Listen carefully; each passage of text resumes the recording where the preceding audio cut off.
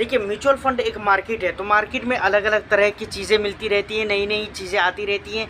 ठीक इसी तरीके से म्यूचुअल फंड मार्केट में भी बहुत सारी कंपनीज़, म्यूचुअल फंड हाउस अपने अपने एनएफओ को लॉन्च करती रहती हैं, बट हम उन पे बात नहीं करते हैं। लेकिन कुछ एनएफओ ऐसे होते हैं जिन पे बात करना बहुत ही ज़रूरी होता है। तो मार्केट में हाल फिलहाल में कई सारे एनएफओ आए हैं, लेकिन हमने उन पे बात नहीं किया है। लेकिन हम 3 एनएफओ के ऊपर बात करने वाले हैं जो कि दिग्गज म्यूचुअल फंड हाउस की तरफ से लॉन्च किया गया है। तो पहले हम उसकी डिटेल्स के बारे में बात करेंगे, एनएफओ कौन सा है, किस म्यूचुअल फंड हाउस की तरफ से है। उसके बाद हम कुछ डिटेल्स पे भी बात करेंगे और लास्ट में हम ये भी बात करेंगे, थोड़ी सी डिटेल्स होगी, उसके बाद हम ये भी बात करेंगे कि एनएफओ में इन्वेस्टमेंट करना चाहिए या नहीं करना चाहिए, प्लस किस तरह के किस तरह के एनएफओ में इन्वेस्टमेंट करना ज़्यादा बेनिफिशियल हो सकता है। इन सारे मुद्दों पर हम बात करेंगे।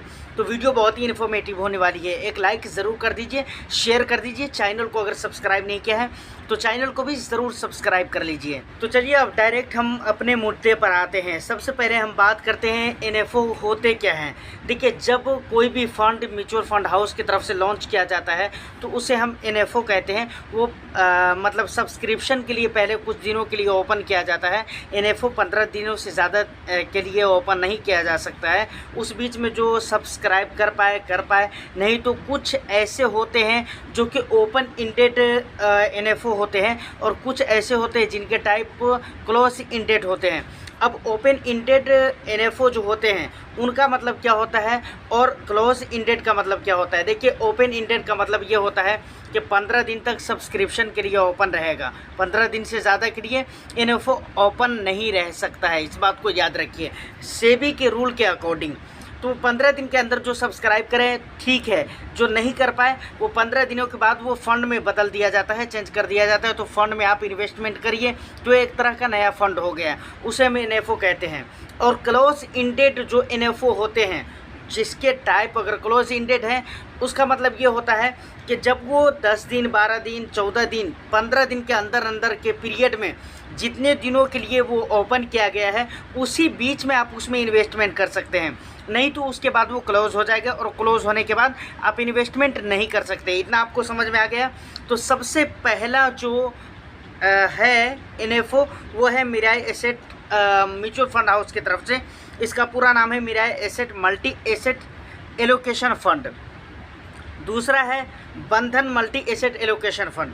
दोनों के सेम कैटेगरी है, समझ रहे हैं। दोनों के अगर एनएफओ के ओपन डेट की अगर मैं बात करूं तो 10 जनवरी को ये ओपन हो गया था, लेकिन मैं इस पर वीडियो नहीं बना रहा था। लेकिन जब इसकी फरमाइशें आने लगी, काफ़ी सारे लोगों ने कहा कि भाई बंधन के बारे में आप वीडियो बनाइए।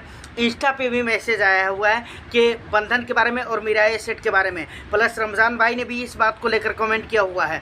तो दूसरा है बंधन मल्टी एसेट, दोनों सेम कैटेगरी में है। हम पहले इसकी बात कर लेते हैं, इन दोनों की बात कर लेते हैं, तो उसके बाद हम आगे बढ़ेंगे। मल्टी एसेट का क्या मतलब होता है। मल्टी एसेट का मतलब ये होता है कि 3 एसेट क्लास में उन्हें कम से कम अपने पैसे का 10% हिस्सा इन्वेस्टमेंट करना ज़रूरी होगा। अब कहीं पर 10% कर दिया जाएगा, कहीं पर 20%, कहीं पर कुछ परसेंट भी हो सकता है, समझ रहे हैं। 70% भी हो सकता है, कहीं पर 50 कर दिया, कहीं पर कुछ कम ज़्यादा हो सकते हैं, लेकिन 10 से कम नहीं होना चाहिए, मैं ये कहना चाह रहा हूँ। उसके बाद हमारे पास जो आता है वो तीसरा एनएफओ है डीएसपी म्यूचुअल फंड हाउस की तरफ से। डीएसपी मल्टी कैप फंड, ये एनएफओ लॉन्च किया गया था, मतलब इसके ओपन डेट से कम 8 जनवरी से लेकर और लास्ट डेट क्लोज होने की डेट 22 जनवरी है। मतलब आप देखें तो तीनों फंड जिसका मैंने नाम लिया है 14 दिनों का टाइम पीरियड इन्होंने रखा हुआ है सब्सक्रिप्शन के लिए। और ये तीनों फंड ओपन इंडेड फंड है। मेरे कहने का मतलब ये है कि ये एनएफओ का जब टाइम पीरियड कंप्लीट हो जाएगा, जब ये एनएफओ सब्सक्रिप्शन के लिए बंद कर दिया जाएगा, उसके बाद भी आप इन्वेस्टमेंट कर सकते हैं, क्योंकि ये ओपन इंडेड फंड है तो ये फ़ंड में बदल दिया जाएगा। अभी हम एनएफओ बोल रहे हैं, ये फ़ंड हो जाएगा बाद में 15 दिन के बाद। तो यहाँ तक कि आपको बातें क्लियर हो गई। ये फ़ंड के बारे में जो इम्पोर्टेंट बातें थी वो मैंने आपको बता दिया है। उसके बाद सबसे पहले अगर मिराई एसेट, उसके बाद बंधन, डीएसपी, ये तीनों फंड हाउस अपनी जगह पे बहुत ही बेस्ट फंड हाउस है। इनके फंड्स के अगर पुराने रिकॉर्ड आप देखिए या जो पहले के फंड्स हैं दूसरे कैटेगरी के, उनके फंड्स भी देखें तो उनके रिकॉर्ड अच्छे हैं। तो हम कह सकते हैं, उम्मीद कर सकते हैं कि आगे आने वाले जो इनके फ़ंड है या फिर ये फ़ंड है इसके भी रिज़ल्ट अच्छे रहेंगे। अब बात करते हैं कि किस तरह के एनएफओ में इन्वेस्टमेंट करना चाहिए, ओपन एंडेड में या फिर क्लोज एंडेड में।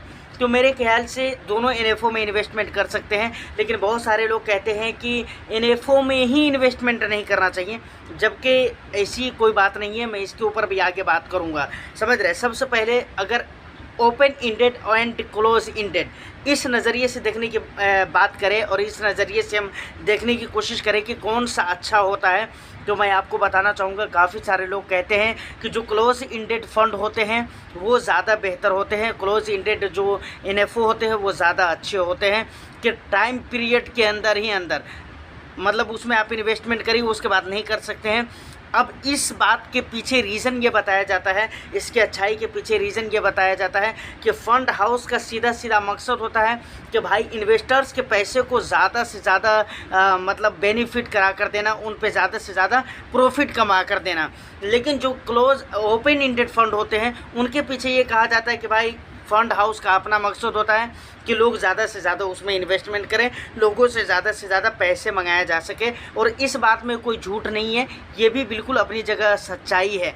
क्योंकि आपने देखा होगा कि जब भी कोई एनएफओ वगैरह लॉन्च किया जाता है तो टीवी वगैरह पे बहुत सारे प्रचार उसको लेकर चलाए जाते हैं। उसके बाद फंड मैनेजर के इंटरव्यूज़ वगैरह रिकॉर्ड किए जाते हैं और वो पब्लिक तक पहुंचाई जाती है। रीज़न क्या होते हैं? रीज़न ये होते हैं ताकि लोग उसमें जुड़े, उसके साथ जुड़े, उस एनएफओ में इन्वेस्टमेंट करें। अब कुछ लोग ये जो कहते हैं कि एनएफओ में ही इन्वेस्टमेंट नहीं करना चाहिए, देखिए मेरे ख्याल से अगर ऐसा सोचने लगे कि एनएफओ में इन्वेस्टमेंट ही न करें तो मेरे ख्याल से फिर तो कहानी ख़त्म हो जाएगी एनएफओ की, फिर कोई फंड का जन्म ही नहीं होगा। इस बात को सोच कर देखें।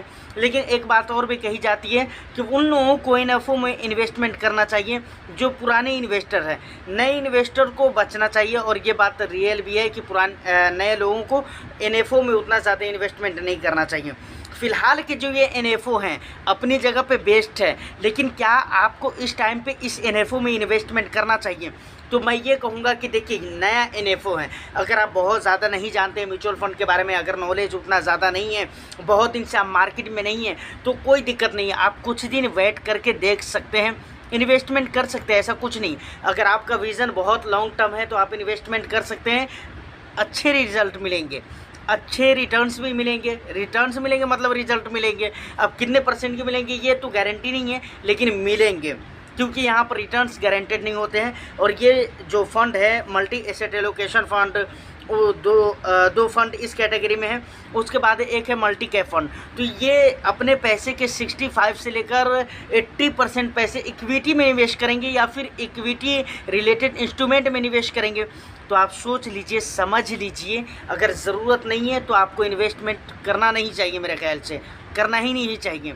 चाहे आप पुराने इन्वेस्टर हैं फिर भी नहीं करना चाहिए, लेकिन अगर ज़रूरत है तो आप कर सकते हैं, अगर लॉन्ग टर्म में विज़न है तो। लेकिन फिर भी अगर आपको डाउट लग रहा है कि भाई नया फ़ंड है, पता नहीं क्या होगा नहीं होगा, और नए फ़ंड को अक्सर क्या होता है फ़ंड हाउस नए फ़ंड मैनेजर के हवाले कर देते हैं, कई मरतबा ऐसा देखा जाता है। आने वाला टाइम में मैं इसके ऊपर भी वीडियो लेकर आऊँगा, तो ये भी थोड़ा एक डर वाली बात हो जाती है और परेशानी वाली बात हो जाती है। तो लास्ट में मैं ये क्लियर करना चाहूँगा कि अगर आप नए इन्वेस्टर हैं, बहुत लंबे समय के लिए निवेश करना है, तो अगेन मैं बोल रहा हूँ तभी आप निवेश करें, वरना नहीं निवेश करें। पुराने इन्वेस्टर हैं, अगर आपको ज़रूरत है तो ही आप इन्वेस्टमेंट करें। अगर ज़रूरत नहीं है, आपके पोर्टफोलियो में इस कैटेगरी के ऑलरेडी फ़ंड रखे हुए हैं, तो क्या ज़रूरत है भाई और भी पैसे लगाने की? उसको दूसरी जगह पे इन्वेस्टमेंट कर सकते हैं या एग्जिस्टिंग फ़ंड में आप उन पैसों को ऐड कर सकते हैं। देखिए इस वीडियो में मैंने इस फ़ंड के ऊपर बहुत कुछ डिटेल्स में बात नहीं किया है। एग्ज़िट लोड की अगर बात की जाए मेरा एसेट की, तो 1% एग्ज़िट लोड है। यहाँ पर अगर आप 1 साल के अंदर अंदर रिडीम करते हैं तो 365 दिन वहाँ पर लिखा गया है मनी कंट्रोल के वेबसाइट पे। बंधन मल्टी एसेट की अगर बात की जाए तो वहाँ पर 0.005% है। उसके बाद डीएसपी की बात की जाए तो यहाँ पर नील लिखा हुआ है। अब आने वाला टाइम में क्या होता है वो तो पता नहीं, लेकिन फ़िलहाल तो वहाँ पर नील ही शो हो रहा है। फ़िलहाल आज की इस वीडियो में इतना ही। उम्मीद करता हूँ कि वीडियो आपको अच्छी लगी हो। अगर वीडियो अच्छी लगी है तो वीडियो को लाइक कर दीजिए, शेयर कर दीजिए। चैनल को अगर अभी तक सब्सक्राइब नहीं किया है तो चैनल को भी ज़रूर सब्सक्राइब कर लें। फिर मैं मिलता हूँ किसी नेक्स्ट वीडियो में, जब तक के लिए all the best. Thank you for watching.